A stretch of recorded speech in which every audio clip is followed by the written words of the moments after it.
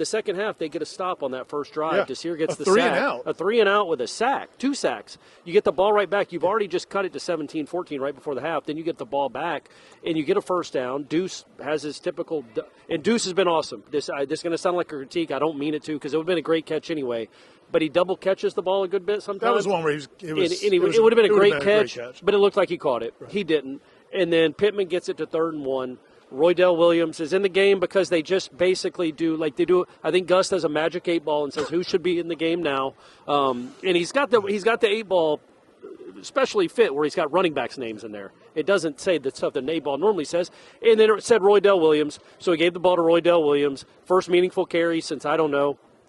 Last year, their first game of the season, gets stuffed the line of scrimmage on a play that was there for at least 2 or 3 yards. And then Tommy goes around right in on 4th down where he dives. I thought he got the first down. The review didn't, and neither did the refs, and there you go. They get the ball right back, go 3 plays, score, kind of ball game. That moment to me, when Florida State gets the ball, they get a stop, they get the ball offensively, and I think if they score there and go ahead, right. I think Florida may fold. But does that ever happen with this coaching staff and this coach and this program right now? You don't get it, and now they go in and score in 3 plays, and you're fold. You know, the other thing about that decision, though, I don't know, man. This has been 6 years of Mike Norvell going forward on his own side of the field. He said they have a really high percentage rate, 4th and short. Is that true this year? I don't know. This game it wasn't because they were 0 for 2 on 4th down, 4th and shorts. But, yeah, I mean, look, they did it against Alabama, and they put the game away on that drive. They did it from their own 34. That was this year, Corey. I know. Can you believe that?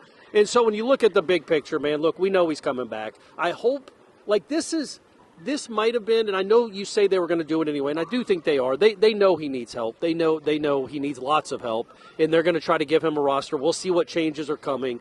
But you can convince yourself they were a few plays away with the roster they had coming into this game.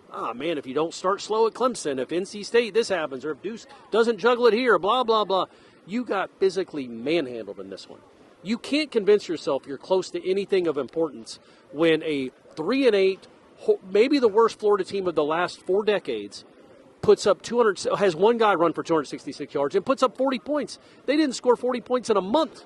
And they put 40 points on you. You're not just a couple of plays here and there away. There needs to be a massive overhaul, obviously, of the roster, but maybe of the way you do everything. I'm talking about nutrition, strength, conditioning, both strength and conditioning.